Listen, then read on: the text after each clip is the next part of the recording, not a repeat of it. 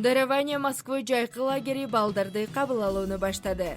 Балаңыздын жайкы эс алуусу пайдалуу жана өнүгүүгө багытталган болсун. Мектепке даярдоо, англис тили, араб тили, намаз окууну үйрөтүү, спорттук машыгуулар, таза абада сейилдөө, күнүнө 3 маал адал тамак. Ар бир балага өзгөчө көңүл бурулат. Орус тилин билбеген балдар үчүн кошумча сабактар уюштурулуп, эркин сүйлөөгө жардам берет. Балаңыздын келечегине бүгүндөн баштап инвестиция жасаңыз. Катталуу жана толук маалымат үчүн байланыш номерлерине кайрылыңыз. Саламатсыздарбы, эфирде жаңылыктар түрмөгү каналга катталып маалыматтарды биринчилерден болуп угуңуз бүгүнкү чыгарылышта. Орусиянын жарандыгы кымбаттады, мигранттар үчүн жаңы өзгөрүүлөр. Орусияда мигранттар үчүн жаңы катуу эреже Федерация кеңеши мыйзамдарды бекитти. Москва облусунда ири рейд 33 миңден ашык мигрант чыгарылды. Москвада чуу, балдар аянтчасына намаз окуган мигранттарга эскертүү берилди.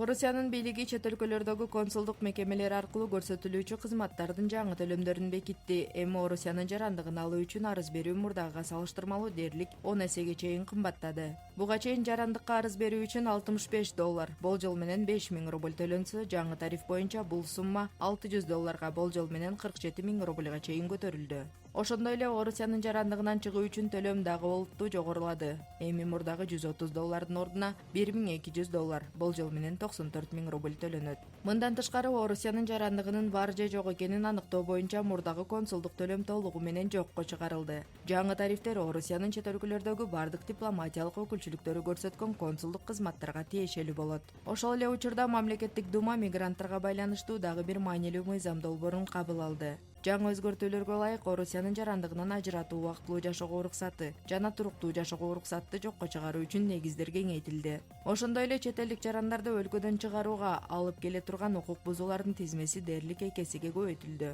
Бул өзгөрүүлөр чет өлкөдө жашап Орусиянын жарандыгын алууну же андан баш тартууну пландап жаткан жарандар үчүн олуттуу мааниге ээ болуп саналат. Эрежелер күчүнө киргенден кийин консулдук кызматтар үчүн мурдагыга караганда кыйла көп каражат төлөөгө туура келет.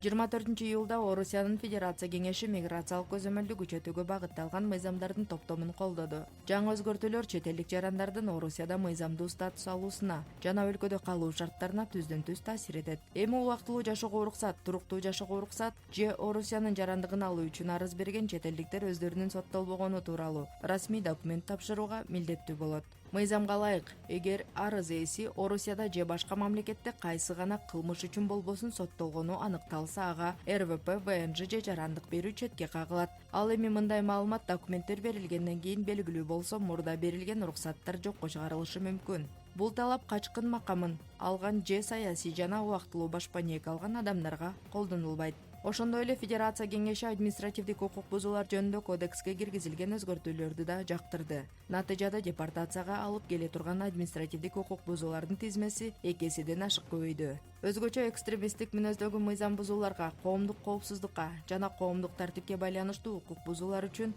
эми айыппул менен катар милдеттүү түрдө депортация каралат. Мындан тышкары миграциялык мыйзамдарды бузгандар үчүн административдик жоопкерчилик дагы күчөтүлөт. Ички иштер министринин орун басары Игорь Зубов бул мыйзамдар коомчулуктун көптөн берки талабына жооп берерин белгилеп, жаңы өзгөрүүлөр чет элдик жарандардын мыйзам бузган учурларына карата жоопкерчиликти күчөтүүгө багытталганын билдирди.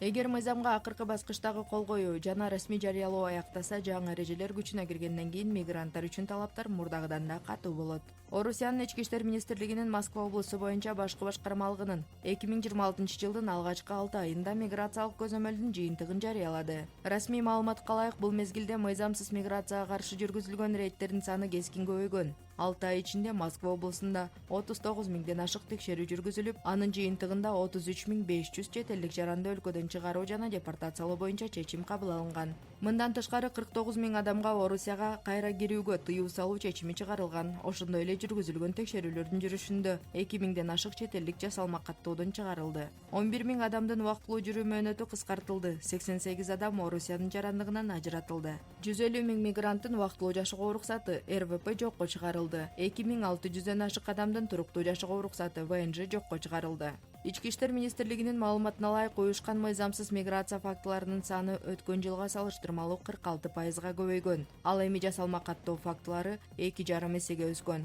Бул көрсөткүчтөр Москва облусунда миграциялык көзөмөл мурдагыдан да күчөтүлгөнүн жана мыйзам бузган чет элдиктерге карата чаралар катаалдашканын көрсөтүп турат. Москвадагы турак жай короолорунун биринде болгон окуя социалдык тармактарда кызуу талкууга түштү. Интернетте тараган видеодо эки чет элдик жаран балдар аянтчасына намаз төшөктөрүн жайып намаз окуй баштаганы көрүнөт. Видеого ылайык ошол учурда жергиликтүү тургун аларга жакындап келип, бул жер коомдук оюн аянтчасы экенин айтып, намазды бул жерде окубоону талап кылган. Тургун ошондой эле мындай аракеттер мыйзамдык жоопкерчиликке алып келиши мүмкүн экенин айтып, полиция чакыраарын эскерткен. Андан кийин чет элдиктер намаз төшөктөрүн жыйнап, ал жерден чыгып кетишкени маалымдалууда. Окуядан кийин коомчулукта Орусиянын мыйзамдары боюнча коомдук жайларда диний ырым-жырымдарды өткөрүүгө байланыштуу талаптар кайрадан талкууга түштү. Айрым учурларда Орусиянын мыйзамдарына ылайык уруксат берилбеген жерде диний иш-аракеттерди өткөрүү административдик жоопкерчиликке алып келиши мүмкүн. Мындай иштер боюнча чечимди ар бир конкреттүү жагдайга жараша ал сот чыгарат. Буга чейин да ушундай окуялар катталган. Маалыматтарга ылайык 2026-жылы Владивостокто оюн аянтчасына намаз окуган чет элдик жаранга айыппул салынган. Ошондой эле айрым башка аймактарда да ушул сыяктуу иштер боюнча административдик чаралар көрүлгөнү кабарланган. Кабарлар официалдуу МВД Россия сайтынан алынды.